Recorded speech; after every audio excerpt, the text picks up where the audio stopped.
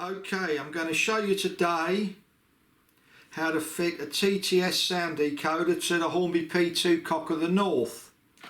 The decoder part number is R7142. Now be aware, if you buy the shiny P2, the gloss finish Cock of the North R3440, it's not TTS ready, because I've got one of these and I was going to fit the decoder to that. It's not ready. All it has is a normal connection to the tender. It's not DCC ready, so if you buy it you're going to be disappointed. I'm using R3246, which is a TTS one I bought with the decoder removed. DCC ready P2 is R3207. What you will need is you'll need the Hornby tool, which is X6468, for removing the lug that connects the wires to the tender, and you will also need a small Phillips and a small flathead screwdriver. And also it does help if you have something you can put the loco in. It's a Pico, I can't remember the part number, but it's a Pico loco holder. Okay, the first thing you need to do is put the loco on its back, and you need to remove, I would remove the screw to the tender,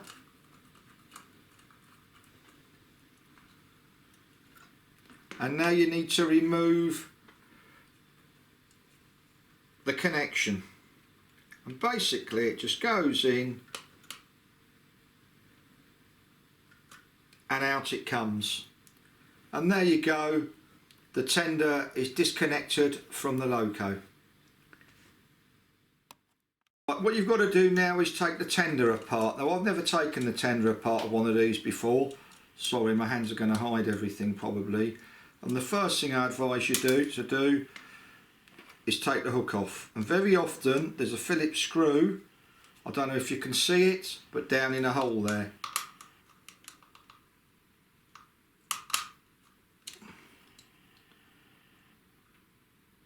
And basically I need a smaller screwdriver. So if we can stop the video. Okay, I've got a smaller screwdriver, and you undo the screw.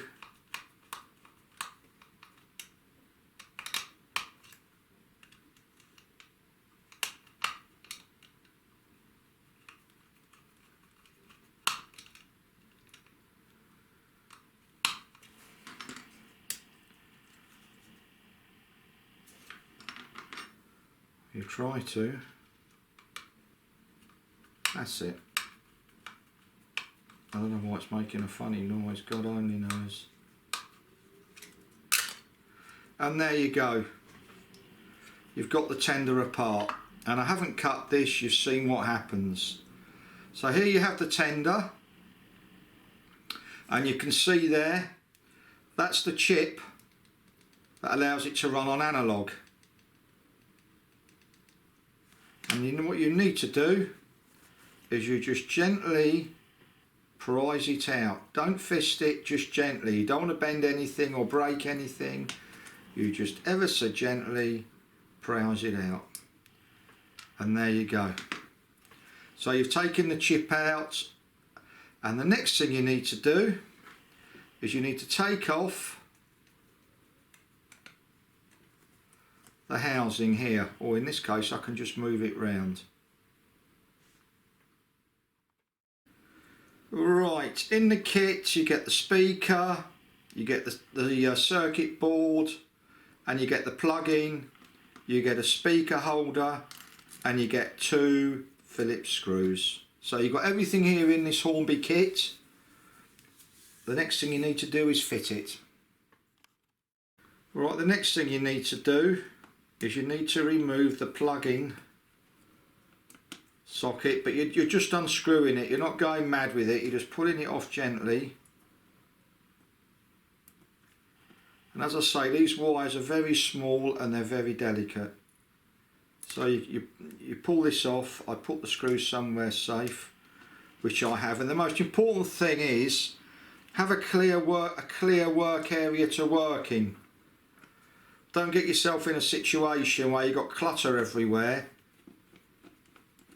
Make sure you've got a clear area, and what you're putting this off for is so what you're going to do is figure out how to fit the speaker. Okay, I've taken this off, and the speaker, as you can see, comes with this cover. You take it off. Now what you do is you place the speaker into the little gap. The problem is there's no instructions with this, and what I've got here, I can't remember what you call it, but it's like a black tar type tapes. And what I do is I put it on top to insulate everything, because what I don't want is anything shorting out on metal. So I put this on top, as you can see, and then you put this back. And you make sure you're not crushing any wires. Now the speaker here is going to bounce up and down, which is rubbish. So what I'm going to have to do, yeah, you can see it's too much movement, is I'm going to have to take this down. You can see here, look, it's moving too much. It does not hold it in position, so I'm going to have to figure out a way how to make this stay secure. Okay, what I've done is I've put the speaker wires the other way, and I'm using this double-sided tape to glue this speaker down. I don't want to use UPVA or obviously super glue for obvious reasons, but it's got to be in position, because rattling around you're going to hear it. So basically I'm just trying to get it so it stays stuck.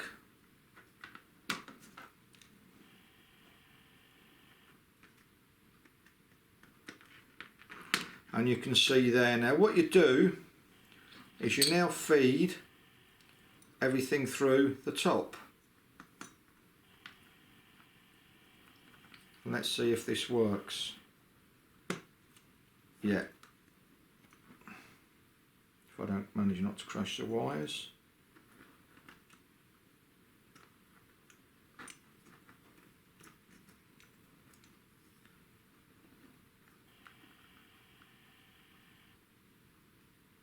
There we go, let's get the wires out. It's a little bit fiddly, but take your time. And there we can see the speaker is rock solid. Here you go, it's rock solid in, using this black double-sided tape. Now what you do is you put the screws back in. If I can have a pair of tweezers, please. I forgot the tweezers, and obviously it makes life a lot easier if you have the tweezers. And basically just screw this back. Now what I tend to do is I do the thread in the reverse direction very slowly, just to seat it, because these threads are very, very delicate. Sorry, you may not be able to see me do this, but you get the gist. And you screw it tight, and you can see that's pretty cool. Next thing you do is you put the board back. Again, I use bent tweezers because they're easier for putting the screw in, and you hold it in, and as I say, you gently put the screw in,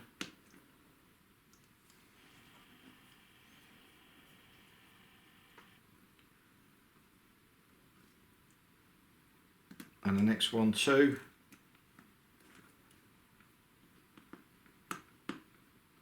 And there it's in place. Now what you have on the board is you may not be able to see it. I'll try, and you'll see it with your own eyes even if you can't see it with this. Okay, but what you have on the board is a number 1 there, and you have a number 1 that's very small on here. So you've got a number 1 there and you've got a number 1 there, and that's how you know how to plug it in. Right, what you do now is you fit this in, push it into the fittings. Here we go, and we're in. And there we have it. Now obviously what you don't want happening is everything moving around, and what I've done is I've put this just on top of the double-sided tape that's on the speaker. I don't know if you can see it, but I've got the double-sided tape in here and I've just placed this on top. Now what may be a good idea is to leave it in the bag, which I think would probably be a better idea. If I can put the bag over it just to protect it. No, I'll leave it out the bag.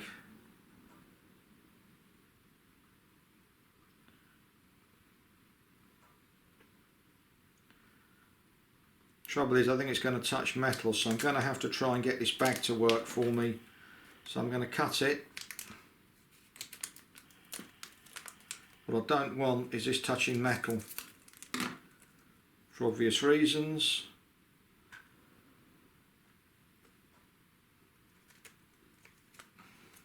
This is not going to work for me. I'm going to give it a go.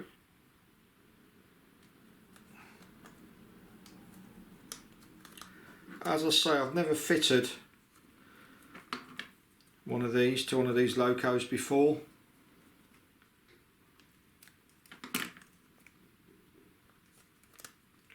There we go. So it's got it in the bag. So I hope.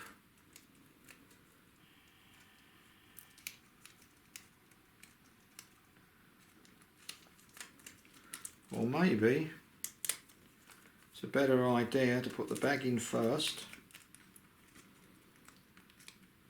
put this on top, then put the bag over the top. And what I'm going to do is put a piece of sellotape across that. Okay, I've used sellotape here rather than insulation tape to protect this, because insulation tape is quite big, even the black stuff. If I've got it thin, then I know that the tender will go on fairly easily and just push it down. And we see here, we just push it on, and there we go, all together. Put the screw in. Make sure I'm bright enough to use a thin screwdriver. What's nice about this is the tender comes off really easily, which is quite good. Screw it all back together, and there we go. And what you also need to do is you need to fix the rear hook on, and we're ready for action. Right, now you need to put the loco back together. It's important it goes how you took it apart. That's easy, you just push it in. I'm sorry if my hand's hidden it, and make sure it goes back the way it went. And here, next thing we do, put the tender back together. Now I always recommend using these bent tweezers because you can see what you're doing, and you put the screw in and you gently feed it in, let the thread find its own depth, because these things strip as easy as a stripper strips at a nightclub. And there we go. And make sure it's nice and free. Make sure no wires are caught. Make sure this is in good and tight so it's going to work, which it is. And we'll see what happens. Okay, we've put the P2 on the track. Let's turn the digital on and see if it works.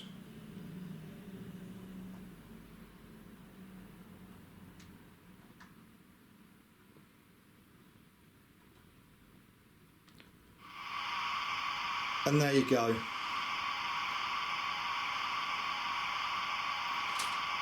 Do you want to give it, go through some of the sounds just to make sure?